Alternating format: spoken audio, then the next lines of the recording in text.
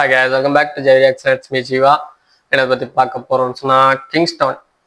இது வந்து official teaser வந்து ரொம்ப நாள் ஆகிருச்சு. நம்ம ஜிவி பிரகாஷ் நடிப்பில் வரப்போகிற ஒரு படம் தான். அவரே டைரக்ட் பண்ணி அவரே ப்ரொடியூஸ் பண்ணுறாரு போல். அதில் இருக்க ஒஃபிஷியல் டீசர் தான் விட்டுருந்தாங்க. அதை பற்றி தான் பார்க்க போகிறோம். வாங்க டீசர் எப்படி இருக்குன்னு பார்த்துட்டு வந்து பேசுவோம் அதை பற்றி. Let's go guys. 3 லாங்குவேஜ் அது ஓகே.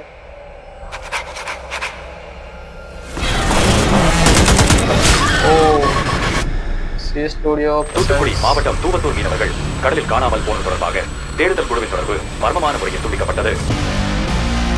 இதுவரைக்கும் கடலுக்கு போன யாரும் உசுரோட திரும்பி வந்தது இல்லையா? தேவாரம் இருக்கு.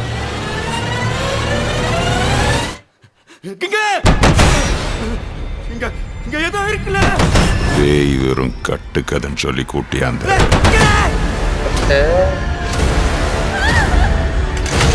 திவ்ய பாரதியா? ஆமா திவ்ய Bharathi.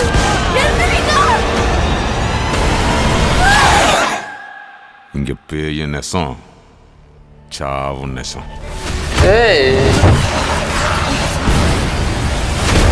Get ready, okay? To witness.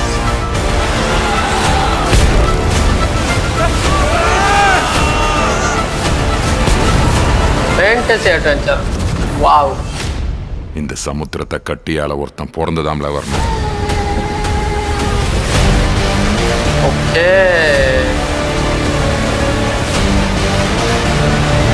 இது தரம்.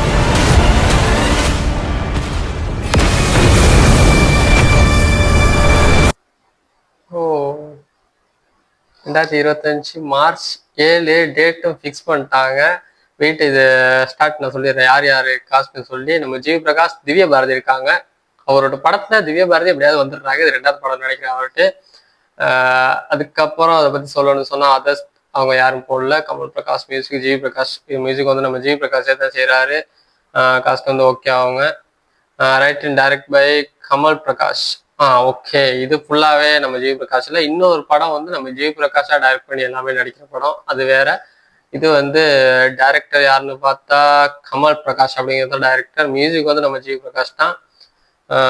ஓகே. டீசர் பற்றி சொல்லணும்னு சொன்னால் ஒரு ஃபேண்டசி அட்வென்ச்சர் மூவி அப்படின்னு தான் சொல்லணும். அதே மாதிரி தான் இருக்குது. இந்த கரீபியன் மூவியெல்லாம் பார்த்துருப்பீங்க. அந்த ஒரு சாயல்ல கடலுக்குள்ள பேய் இருந்தால் எப்படி இருக்கும் அப்படிங்கிற மாதிரி தான் ஒரு கதை. பட் அதை பார்க்குறப்ப பயங்கரமா டிஃப்ரெண்டா நல்லா இருக்கு. ஃபுல்லாவே கதை வந்து கடலுக்குள்ளேயே போற மாதிரி தான் காட்டியிருக்காங்க போல. ஸ்டார்டிங்ல வந்து 2 டீசர்ல காட்டின ஒரு சில சீன் மட்டும் காட்டுக்குள்ள ஃபைட் சீன்ஸ் எல்லாம் நடக்கிற மாதிரி.